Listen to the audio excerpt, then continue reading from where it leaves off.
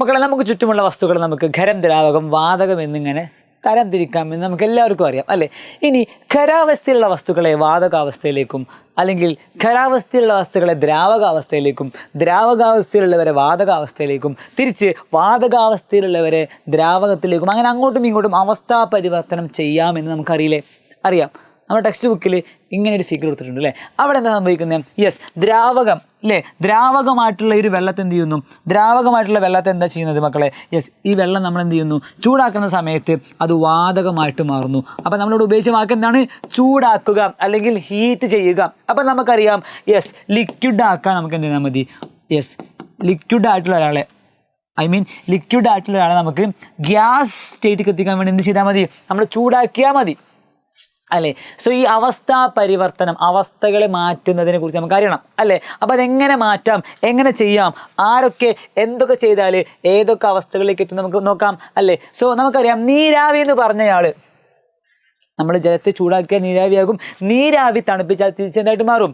Yes, ജലമായിട്ട് മാറും. So ജലത്തെ ചൂടാക്കിയാൽ നീരാവിയാകും, നീരാവിയെ തണുപ്പിച്ചാൽ ജലവുമാകും. Clear? Is it clear? Ready അല്ലേ? സോ നമുക്കൊരു സൈക്കിൾ ഉണ്ട്. മൊത്തത്തിൽ എന്താണ്? ഒരു റൗണ്ട് മൊത്തം നമുക്ക് പറയാനുണ്ട്. നോക്കണം, എന്താണ് നീരാവി എന്ന് പറഞ്ഞൊരാൾ അല്ലേ. അത് നമുക്ക് എന്ത് ചെയ്യാം? തണുപ്പിക്കുന്നു. എടാ, വാട്ടർ വേപ്പർ നമ്മൾ എന്താ ചെയ്യുന്നത്? കൂളാക്കുന്നു. കൂളാക്കിയാൽ എന്തായിട്ട് മാറും? അത് വാട്ടറായിട്ട് മാറും. നീരാവി തണുത്താൽ ജലമാകുന്നു. ആ ജലം വീണ്ടും തണുപ്പിച്ചു. എങ്ങനെയാണ്? നമ്മൾ ഫ്രിഡ്ജിലും മറ്റും എന്ത് ചെയ്യാറുണ്ട്? തണുപ്പിക്കാറുണ്ടല്ലേ. അങ്ങനെ തണുപ്പിച്ചാൽ എന്തായിട്ട് മാറും? ഐസായിട്ട് മാറാറില്ലേ? യെസ്. അപ്പോൾ ആ ജലത്തെ, വെള്ളത്തെ നമ്മൾ എന്ത് ചെയ്യുന്നു? വീണ്ടും അങ്ങ് തണുപ്പിക്കുന്നു. അപ്പോൾ ആരായിട്ട് മാറുന്നു? ഐസായിട്ട് മാറുന്നു. സിമ്പിൾ അല്ലേ? സിമ്പിൾ അല്ലേ? റെഡി അല്ലേ? ഓക്കെ അല്ലേ? പക്ക അല്ലേ? പെർഫെക്റ്റ് അല്ലേ? റെഡിയാണ്. ഇനി ആ ഐസ് വീണ്ടും ചൂടാക്കുന്നു. ഐസ് ചൂടാക്കേണ്ട ആവശ്യമില്ല. ഐസ് ഫ്രിഡ്ജിൽ നമ്മൾ പുറത്തേക്ക് വെച്ചാൽ മതി, തനിയെ ചൂടായിക്കോളും അല്ലേ. ആ ചൂടായിട്ട് മാറും? വെള്ളമായിട്ട് മാറും. വെള്ളം വീണ്ടും ചൂടാക്കിയാൽ നീരാവിയായിട്ട് മാറും. സോ ലിക്വിഡ് അല്ലേ, സോളിഡ്, ലിക്വിഡ് ആൻഡ് ഗ്യാസ് അല്ലേ. ഈ മൂന്ന് അവസ്ഥകൾ നമുക്ക് എന്ത് ചെയ്യാം?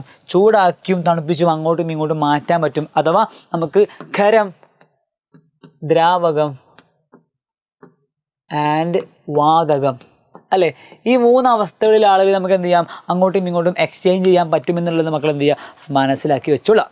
ഓക്കെ, ജലത്തിൻ്റെ ഈ മൂന്നവസ്ഥകൾ അല്ലേ. ജലത്തിൻ്റെ വാതകാവസ്ഥയിലാണ്, ഗ്യാസിയസ് സ്റ്റേറ്റാണ്, വാട്ടർ വേപ്പറാണ് അഥവാ നീരാവിയാണ് അല്ലേ. ജലത്തിൻ്റെ ദ്രാവകാവസ്ഥ സാധാരണ നോർമൽ വാട്ടറാണ്. ജലത്തിൻ്റെ ഖരാവസ്ഥ അല്ലെങ്കിൽ സോളിഡ് സ്റ്റേറ്റാണ്, ഐസാണ്. സോ ഐസ് എങ്ങനെ ജലമാക്കാം, ജലം എങ്ങനെ നീരാവിയാക്കാം, നീരാവി എങ്ങനെ ജലമാക്കി തിരിച്ചു മാറ്റാം, ജലം എങ്ങനെ ഐസാക്കി മാറ്റാം, എല്ലാം നമുക്ക് എന്ത് ചെയ്യാം? അറിഞ്ഞു. സോ ഇത് വെച്ച് എന്ത് ചെയ്യും? എക്സാമിന് മേ ബി ഒരു ക്വസ്റ്റ്യൻ വരാനുള്ള ചാൻസ് നമുക്ക് എന്ത് ചെയ്യുക? ഉറപ്പായിട്ടും പെർഫെക്റ്റ് ആയിട്ട് എഴുതി വെച്ചേക്കുക. സോ അവസ്ഥാ പരിവർത്തനം അല്ലെങ്കിൽ ചേഞ്ച് ഓഫ് സ്റ്റേറ്റ്, മാറുന്ന അവസ്ഥ വെച്ച് എന്ത് ചെയ്യാം? ഒരു ക്വസ്റ്റ്യൻ എന്തായാലും എക്സ്പെക്ട് ചെയ്യാം കേട്ടോ. So all the best. പഠിച്ചു വെക്കുക. എക്സാമിന് വന്നാൽ കറക്റ്റായിട്ട് എഴുതി വെച്ചേക്കുക. ഇതുമായി ബന്ധപ്പെട്ട് ഒരു ഡെയിലി ലൈഫിലുള്ള സിറ്റുവേഷൻ എന്ത് ചെയ്യും? എക്സാമിന് വരും. അഥവാ എന്തെങ്കിലും ഒരു എക്സാമ്പിളായിട്ട് ക്വസ്റ്റ്യൻ ചോദിക്കുക ചെയ്യുക, അല്ലാതെ എന്താണ് ഡയറക്റ്റ് ചോദിക്കാൻ ചാൻസ് ഇല്ല അല്ലേ. ഏതെങ്കിലും നിത്യജീവിതവുമായി ബന്ധപ്പെട്ട ഒരു സിറ്റുവേഷൻ തരും, ഒരു സന്ദർഭം തരും. ആ സന്ദർഭവുമായി ബന്ധപ്പെട്ട് നമുക്ക് ആൻസർ ചെയ്യാൻ അറിയേണ്ട കാര്യമാണ് സാറ് പറഞ്ഞത്. സോ അതുപോലെ വരട്ടെ, എക്സാമിന് എഴുതാൻ പറ്റട്ടെ. നിങ്ങൾക്ക് ഇഷ്ടപ്പെട്ടുവെങ്കിൽ ലൈക്ക് ചെയ്യാൻ മറക്കരുത്. ആൻഡ് നിങ്ങൾ ഫ്രണ്ട്സ് എന്ത് ചെയ്യുക? ഉറപ്പായിട്ടും ഷെയർ ചെയ്ത് കൊടുക്കുക. So good bye. അടുത്ത വീഡിയോയിൽ അല്ലെങ്കിൽ അടുത്തൊരു ലൈവിൽ കാണാം. All the best.